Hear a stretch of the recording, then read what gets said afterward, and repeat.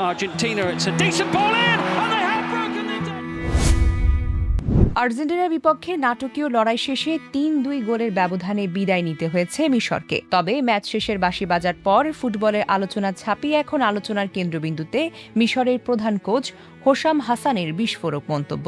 Match পরবর্তী সংবাদ সম্মেলনে ক্ষোভ উগরে দিয়ে হোসাম হাসান অভিযোগ করেছেন ম্যাচটি ন্যায্যভাবে পরিচালিত হয়নি। তার দাবি, নিজেদের ব্যক্তিগত স্বার্থ রক্ষার জন্য ফিফা আর্জেন্টিনা এবং লিওনেল মেসিকে টুর্নামেন্টে এগিয়ে রাখতে চায়। হোসাম হাসান বলেন, নিজেদের ব্যবসার জন্য ফিফা আর্জেন্টিনা ও মেসিকে রেখে দিতে চায়। যদি আর্জেন্টিনাকে জেতানোর পরিকল্পনা থাকে, তাহলে অন্য দেশগুলোকে বিশ্বকাপে অংশগ্রহণের আমন্ত্রণ জানানোর প্রয়োজন কি? তিনি আরও অভিযোগ করেন, আজকের ম্যাচটি পুরোপুরি কারচুপির শিকার হয়েছে। সারা বিশ্ব তা দেখেছে। আমাদের দল আর্জেন্টিনার চাইতে অনেক বেশি ভালো ফুটবল খেলেছে, কিন্তু ফুটবল আজ ন্যায্য ছিল না। মিশর কোচের দাবি, ম্যাচের শেষ দিকে তাদের একটি স্পষ্ট পেনাল্টি প্রাপ্য ছিল, কিন্তু রেফারি সেটি দেননি। একই সঙ্গে দ্বিতীয়ার্ধের শুরুতে জিকোর করা গোল বাতিলের সিদ্ধান্ত নিয়েও তীব্র অসন্তোষ প্রকাশ করেন তিনি। হাসানের ভাষায়, আমরা নিশ্চিত একটি পেনাল্টি পাওয়ার কথা ছিল, কিন্তু রেফারি সেটি উপেক্ষা করেছেন। এছাড়া জিকোর গোলটি সম্পূর্ণ বৈধ ছিল, তবুও সেটি বাতিল করা হয়েছে। এই দুটি সিদ্ধান্ত ম্যাচের ফল নির্ধারণে বড় ভূমিকা পালন করছে।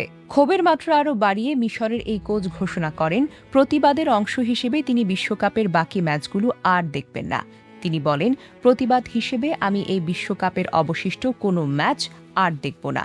নিজের খেলোয়াড়দের প্রশংসা করে হোসাম হাসান বলেন, আমি আমার খেলোয়াড়দের বলেছি, যদি ন্যায্য বিচার হয় তাহলে আমরা বিশ্বের সবচেয়ে বড় দলগুলোর বিপক্ষেও সমানভাবে লড়াই করতে পারি।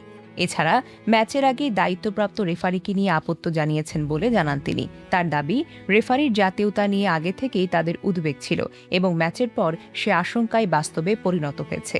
তবে উল্লেখ্য, হোসাম হাসানের এসব মন্তব্য তার ব্যক্তিগত অভিযোগ ও মূল্যায়ন। এ বিষয়ে ফিফা বা ম্যাচ পরিচালনাকারী কর্মকর্তাদের পক্ষ থেকে এখন পর্যন্ত কোনো আনুষ্ঠানিক প্রতিক্রিয়া জানানো হয়নি। আর্জেন্টিনা জয় নিয়ে কোয়ার্টার ফাইনালে জায়গা নিশ্চিত করলেও ম্যাচ পরবর্তী এই বিতর্ক বিশ্ব ফুটবল অঙ্গনে নতুন করে আলোচনার জন্ম দিয়েছে। Desk report, recap news.